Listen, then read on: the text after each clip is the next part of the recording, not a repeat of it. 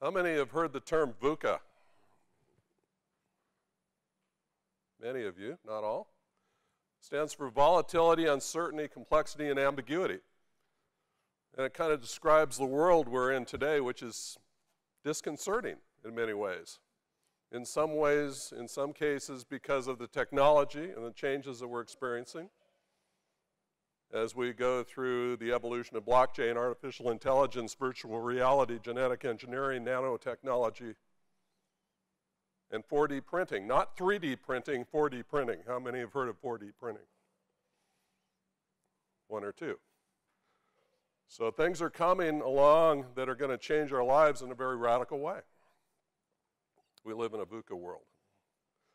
But it's important to remember that we've always lived in a VUCA world. We've never not lived in a VUCA world. We go back 600 years or so, there was a terrible event in Europe called the Black Plague. It killed hundreds of millions of people. By some estimates, a third of the Earth's population. And yet a few years later, a gentleman came along, an inventor named Johannes Gutenberg. He invented a thing called the printing press. And somebody figured out that we could take those mountains of rags that we used to treat the death and dying during the Black Plague, turn them into paper, run them through printing presses, and we can spread science, art, literature, and music throughout the entire world and change the world. A little thing called the Renaissance. We've always lived in a VUCA world. We will never not live in a VUCA world. The question is, how are human beings going to work in this new VUCA world? And I think the answer is we're going to adapt. Same way we've always adapted. It's just how we're wired as human beings. So here's a question. How many people think that human beings can manage themselves? Anybody think that? Many, but not all. Let's take a look at a little example and see if we can get at the answer to that question. Sound, please. Circuses, and it doesn't make any sense? Well, here's one roundabout that actually deserves the title, even if it doesn't get it. Your first thought upon seeing Swindon's magic roundabout might be, man, the Brits are really off their rockers lately. But this thing, which is actually 7 roundabouts in one, has been working for 60 years. In a regular roundabout, traffic moves in one direction. In Swindon Circle, cars move both ways. Also, drivers can move from point A to point B without having to drive all the way around the circle. But they do have the option to use different routes to get to the same exit in order to avoid traffic. It may look chaotic, but it's actually pretty efficient because it means less fighting for space. You just point your vehicle toward where you want to go, yield to cars already in the midst of the magic, then Brexit on the other side. Many Americans may hate roundabouts, but they can actually cut serious crashes by 30%. Swindon says its roundabout has only seen 1 fatal crash in the past 5 years. So to celebrate a town anniversary, they paraded over 60 vintage cars through this feat of traffic engineering. Is this madness? Nope, it's Swindon. So it looks like people manage themselves if they know what to do and how to do it.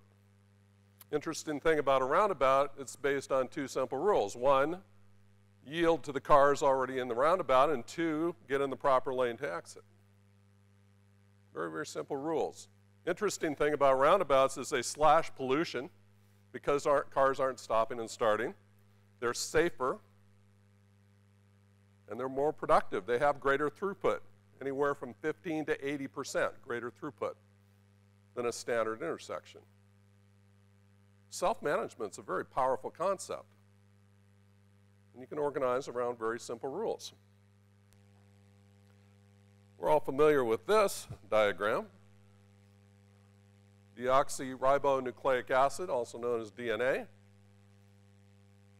2 ladders, a twisted ladder, contains all the genetic engineering to make you and every other living thing on the face of the earth.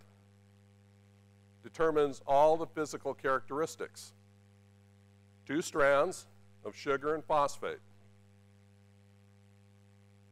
So it determines your gender, your hair color, your height,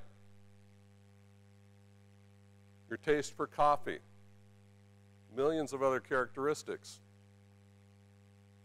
But what it doesn't determine is how well you're going to be happy and productive and thrive and learn and grow in your life.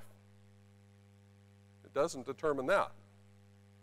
That has a lot to do with your environment, your ecosystem, the people with whom you associate in organizations. And that's true for every living thing on the face of the earth. So the interesting thing about the natural world is it calls out questions to us about how we associate with others and what kind of world we want to live in and how we can be better as human beings. And some of those questions are,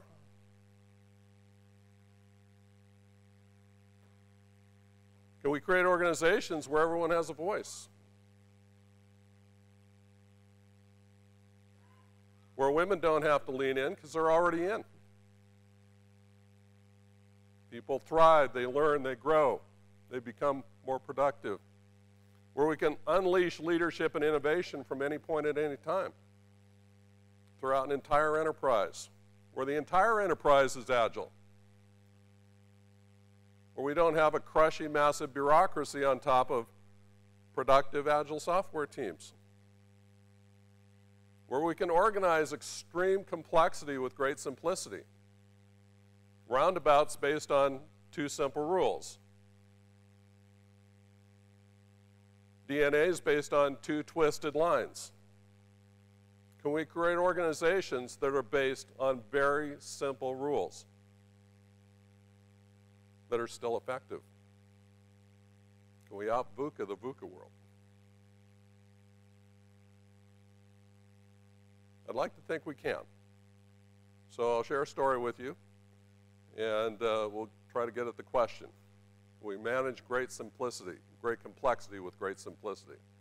So in 1990, March of 1990, in Northern California, a young entrepreneur named Chris Roofer pulled together a core team, and he wanted to build a state-of-the-art food processing company. And the name of the company was Morningstar. And he pulled together a little core team of 24 people. They were working out of a little farmhouse in Northern California. And the reason I know about it is I was there. I was a financial controller. And one day he came into the little farmhouse, and our conference room was a kitchen. We had a little kitchen table there. And he said, I'd like to call a meeting of the colleagues and talk about how to organize this company.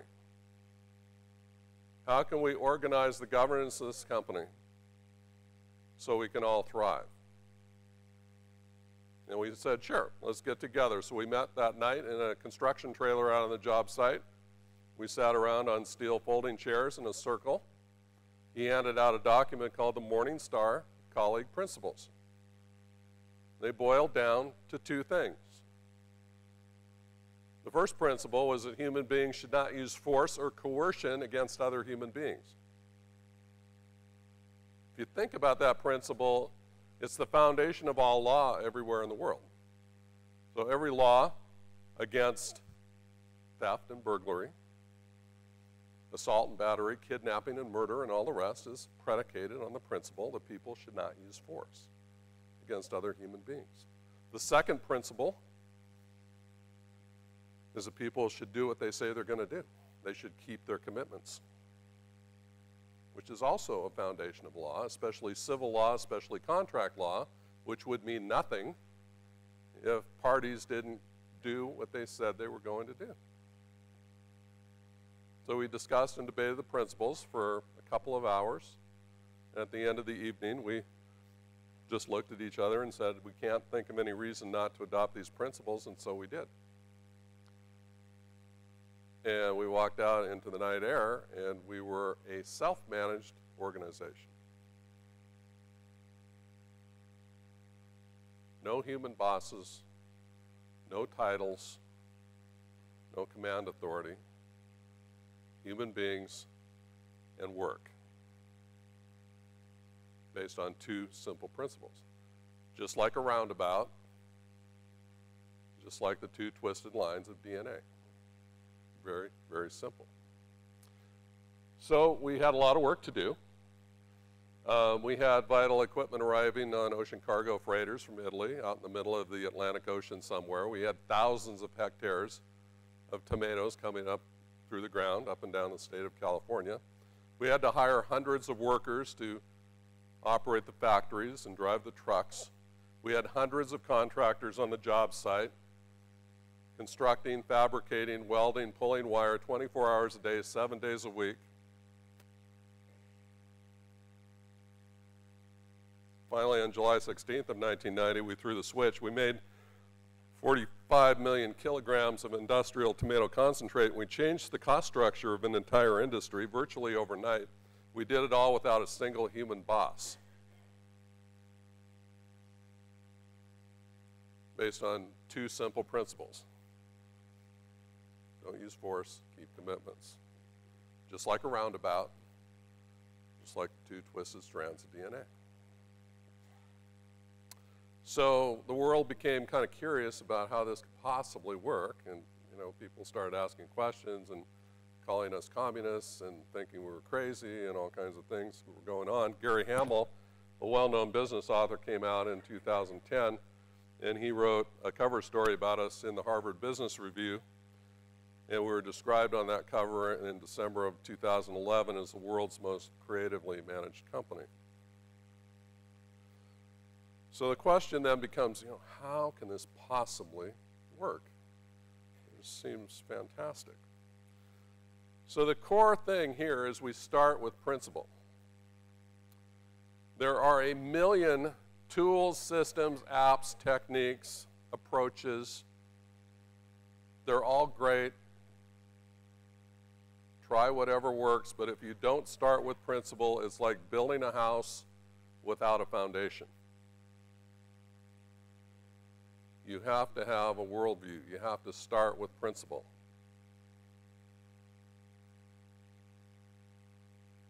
Sartre said we're thrown into the world, we're condemned to freedom, and we have to figure out what to do with it all. And I think that's true. Everyone makes choices. We can choose to live up to our commitments. We can choose to not use force, if we believe in those principles. Another thing about these principles, we think these are the two most important principles of human interaction.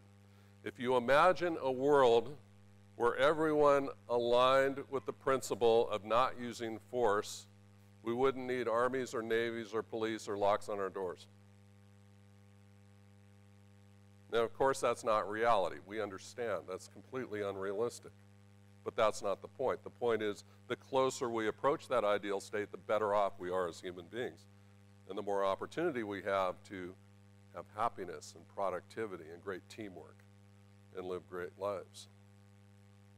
Imagine a world where everyone kept their commitments, where everyone did what they said they were going to do. What an amazing world that would be. And again, we know that's not realistic. That's not the point. The point is, the closer we get to that ideal state, the better off we are as human beings. The more trust we have, the more integrity we have, the more economic value we have. Start with principle. We see human beings as the ultimate reality. Teams are concepts. Companies are concepts. Organizations are concepts. Human beings make decisions. Human beings take actions. Human beings are the ultimate reality.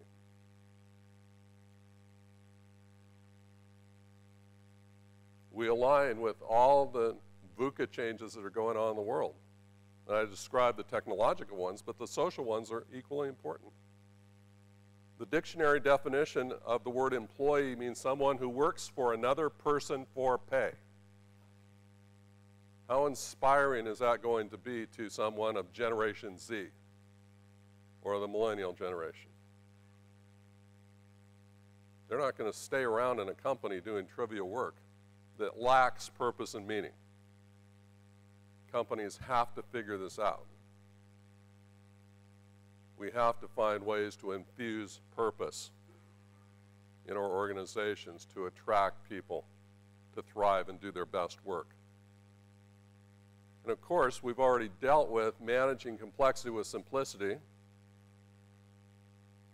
People have often come up to me skeptically, including some famous business professors, and said, well, you guys at Morningstar, you just smash tomatoes. That's no big deal.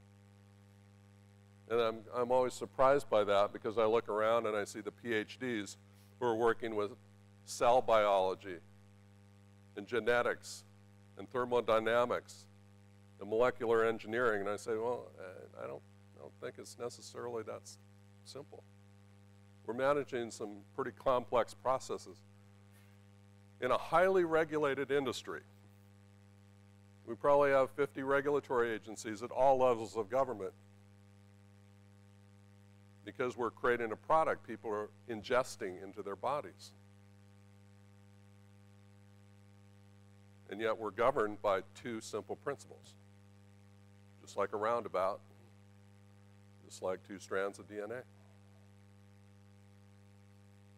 How many have heard of the management tax?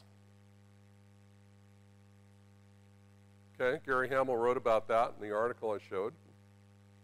Management tax is the direct and indirect cost of bureaucracy. Gary Hamel says it's crushing. So an example might be, we look at a possible startup, maybe we have 10 workers, and different studies have different ratios of management span of control, but a typical one is 1 to 10. So for every 10 workers, there's probably one manager, and managers always make more than the people they manage. So if we have 10 workers, and I apologize for not converting this to rupees, but if we have 10 workers making $30,000 a year, they probably have one manager making $90,000 a year. The promise of self-management is that we recognize that every single person is a manager in his or her own personal life.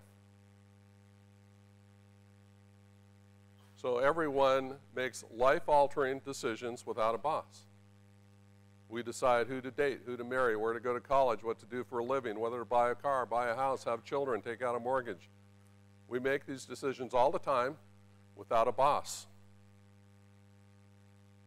And yet somehow when we go into the workplace, companies consider us too incompetent to function without a boss. Why is that?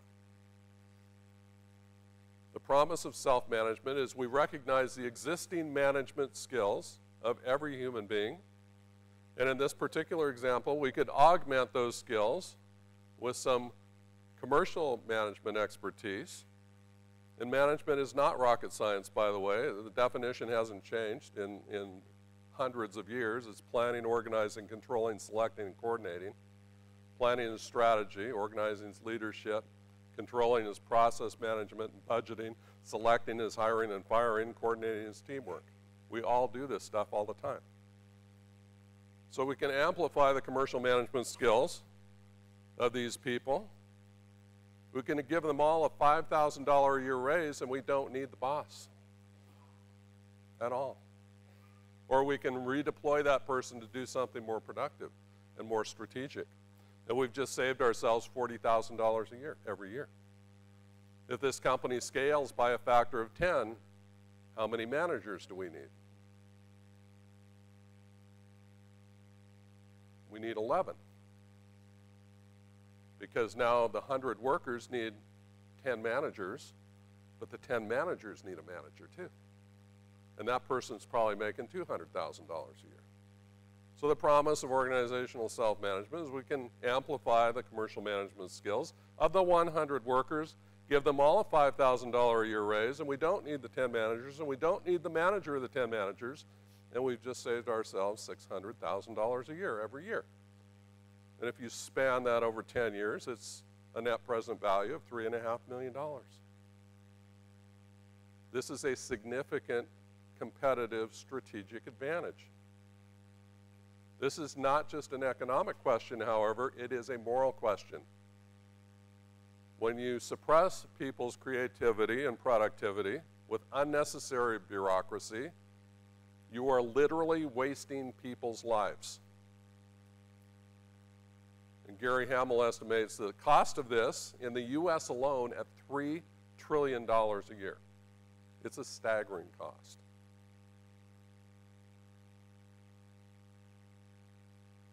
Self-management has great promise, great opportunity.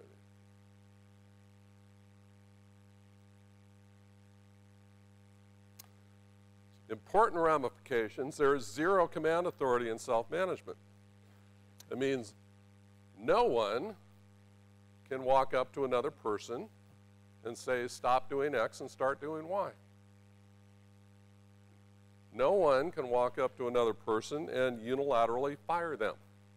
Everything is accomplished through request and response.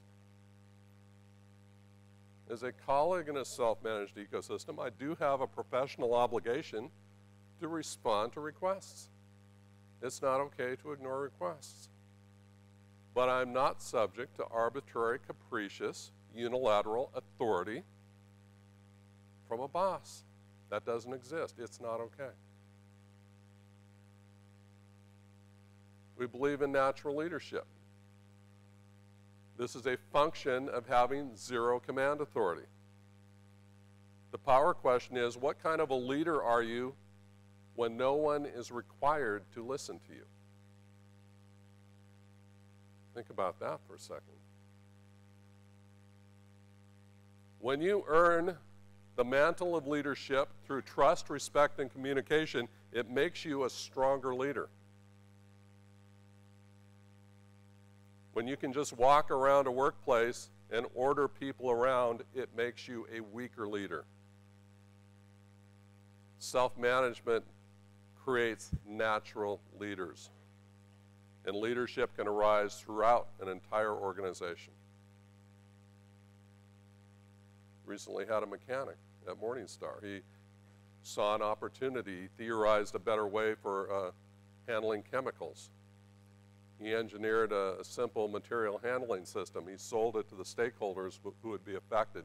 He found some financing. He implemented a project.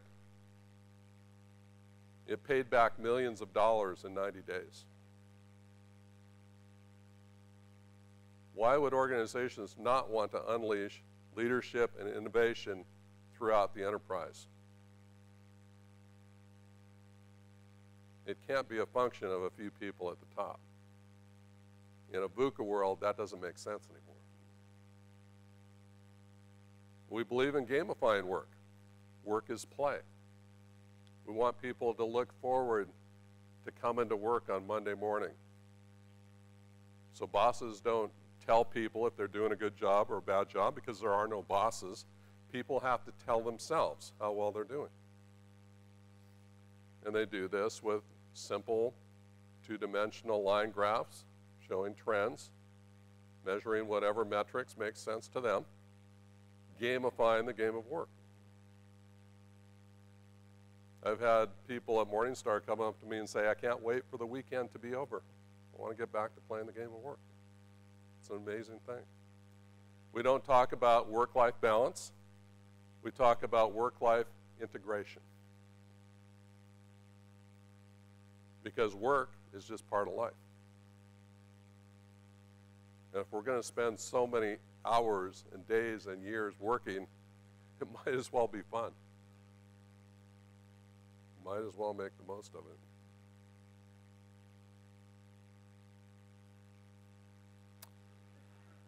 Accountability is a big deal. We believe in total responsibility. That means everyone is fully responsible for every issue that comes into their scope of awareness. So I may have a very discrete, limited function or stewardship of certain process activities, but if I happen to notice a big issue that's outside my normal role, I own that issue. It is not okay for me to ignore it. I have to deal with it directly or report it to someone who can take care of it. It's the concept of total responsibility. It's just like a husband and wife with a child. If it's my job as a husband to drive the child to school, and I get sick, well, guess what? The child still has to get to school. So my wife has to pick up the slack.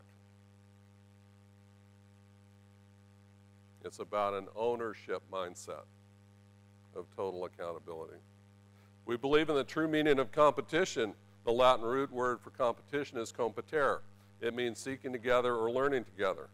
It's not fighting, it's not withholding or hoarding information, it's not trying to beat the other guy. It's about trying to be the best you can be by learning from each other. At Morningstar, we learn from individuals to individuals, we learn from business units to business units, factories to factories, and we learn from external resources as well.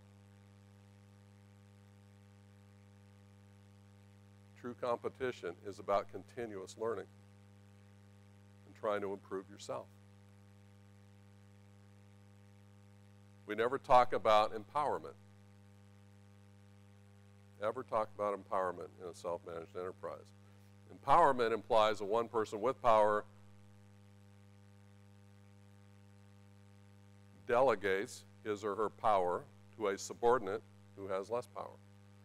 And the problem with that scenario is that what you delegate, what you lend, can be repossessed at any time.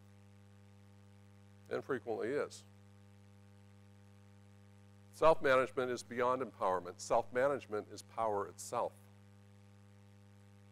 People have all the power they need to acquire resources, to build relationships, to thrive, to do their best work from the very first day they start work. We believe in radical commitment making and commitment keeping. Fernando Flores, the godfather of artificial intelligence, he wrote the book Understanding Computers and Cognition, was Chile's youngest finance minister in the 1970s. When his presidente was thrown into prison or was killed in a bloody coup, Fernando was thrown into prison. He spent 3 years studying, researching, writing, figuring out the structure of commitment making and commitment keeping. And it turns out that that's very important stuff. Commitments have structure. They have a life cycle. They have elements that must be recognized and addressed. The problem with most companies is that people don't spend enough time negotiating the conditions of satisfaction to even know when a commitment has been properly fulfilled. Radical commitment keeping. Commitment keeping is half the foundation of organizational self-management. It is an absolutely crucial key success factor when done properly.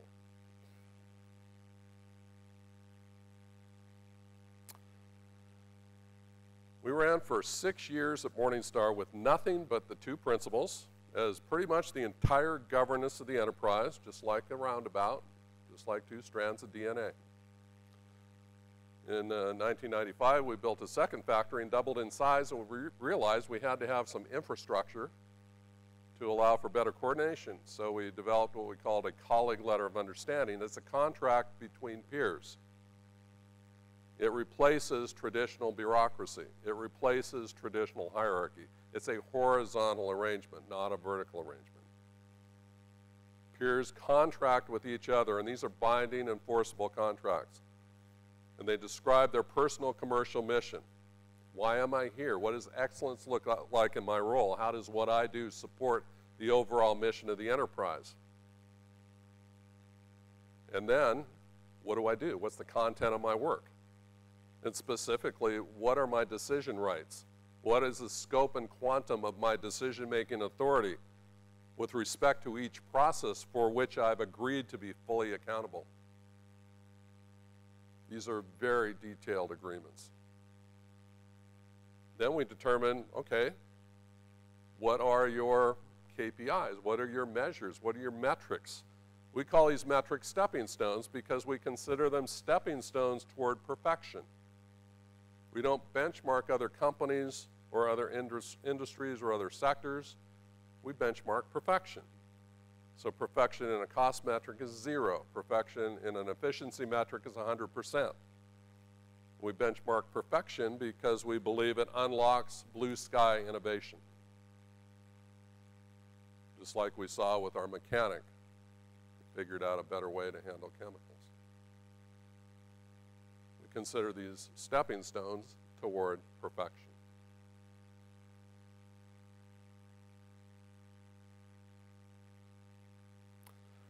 Lest you think that Morningstar is just one outlier, one weird company out in the world that's doing something that's totally radical and that no one could hope to ever replicate, I would like to suggest otherwise. There are companies in what I call the Cambrian explosion of self-managed organizations.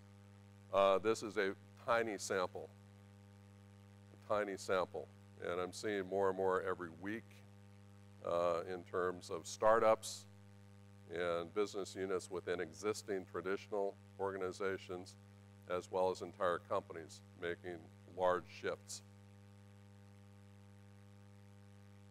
I'm sure you've heard, maybe most of you have heard of the Hire Group. Hire is the world's largest appliance manufacturer. Their very visionary CEO and chairman, Jean Ramin, organized them into 4,000 self-managed teams called micro-enterprises. Most of them are support teams like IT, HR, legal, etc. But several hundred of them are customer-facing teams, multidisciplinary teams, collecting vast quantities of data through the Internet of Things, theorizing new products and services. And then they have some innovation micro-enterprises as well. And they've created enterprises in cattle ranching, in healthcare, and video games, among others. They recently bought General Electric appliances in Louisville, Kentucky, and are bringing their thinking to the United States. I believe that their competition is a little bit worried about the Hire Group. It's going to be very hard to compete with an agile enterprise that's one gigantic innovation platform. Lots of great examples. There's one from India that I love called Jaipur Rugs. I know you've heard of that one. If you live here,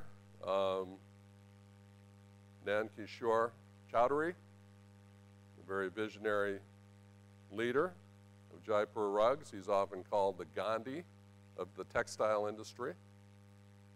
Has 40,000 weavers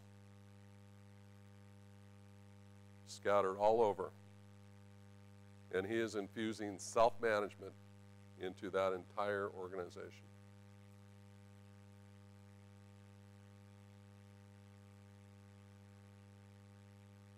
Self-management plays well with Agile. It's extremely congruent with Agile concepts. Actually, self-management plays well with everything. Plays well with TQM, plays well with Six Sigma, plays well with lean manufacturing. Can't think of anything it doesn't play well with. The only thing it doesn't play well with is command authority. Other than that, people are free to use whatever tools, processes, systems, apps, techniques that they want to use. Whatever makes sense. Whatever works. Because again, we're based on two simple principles. Don't use force. Keep your commitments. It's like a roundabout, just like DNA. This is what most organizations look like, of course. And if you think about this cloud at the bottom, that could represent an agile software team that's doing great things in a very agile way, perhaps a very self-managed way. But these teams are often crushed by the bureaucracy that sits on top. Why? Why don't we create an entire enterprise that's entirely agile? We know how to do that now. This is a little time-lapse video of how we came together at Morningstar in our very first factory. This is a dynamic network. I'm the blue dot in the middle. We're completely free to negotiate our commitments to each other, our relationships, our roles, responsibilities, accountabilities, the metrics we chose to use as individuals to measure performance. We're so agile, we were able to meet any threat, any opportunity as quickly as possible. It's an entire agile enterprise. This goes on for a while. I don't need to watch the whole thing. We took a snapshot of the entire enterprise. This is the Morningstar org chart.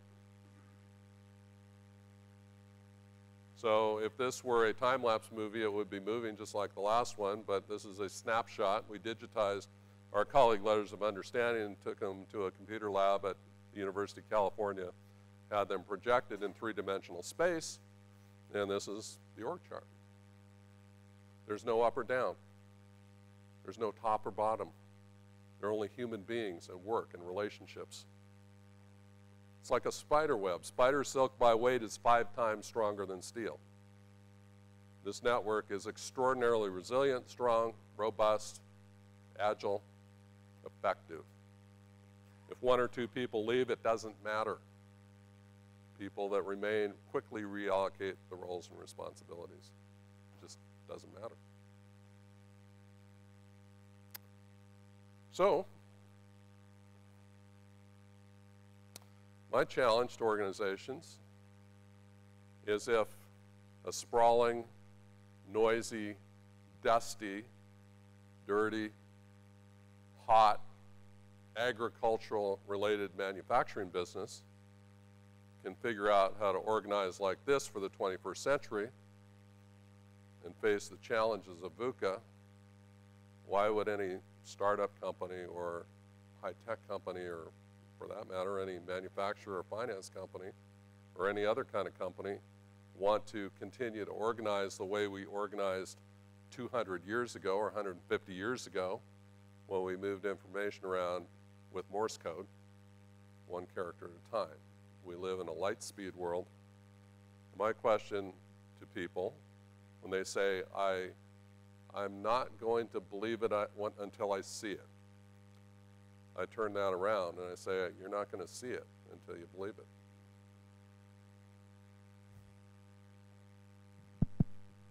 Hi, I'm Sandeep. I represent Fiserv. Thanks for sharing that insight. I think it's great to know.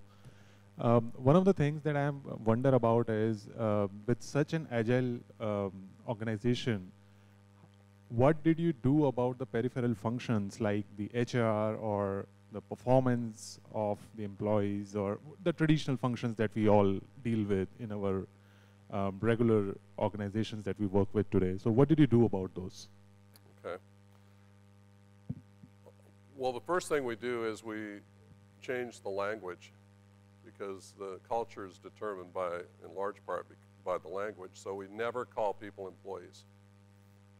People are colleagues, they're professional colleagues. And we obliterate the distinction between blue collar and white collar.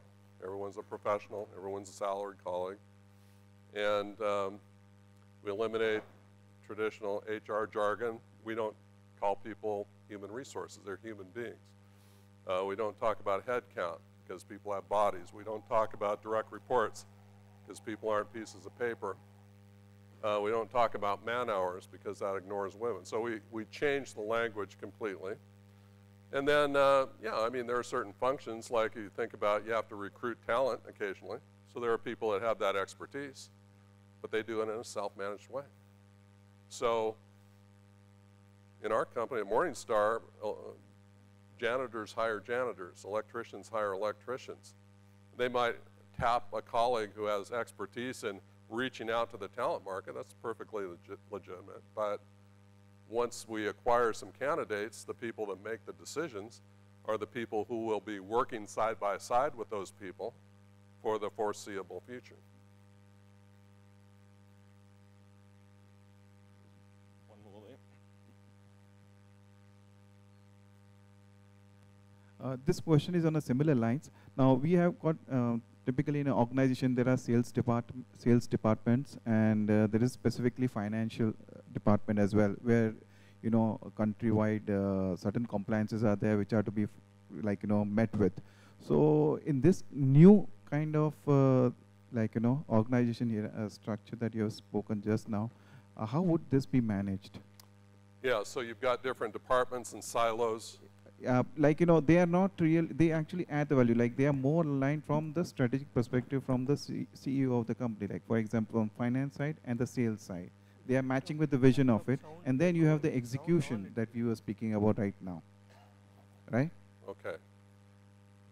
Shane, can you interpret a little bit? I didn't quite follow all that. So what do we do with the separate siloed organizations? Yeah. It's a great question. Sales and finance in particular. Yeah. So in traditional organizations, you have lots of silos. If you think, for example, about a car company that wants to design a new car, they're going to have all kinds of silos, and then they'll have representatives from each silo trying to work together somehow to figure out how to develop and launch a new car.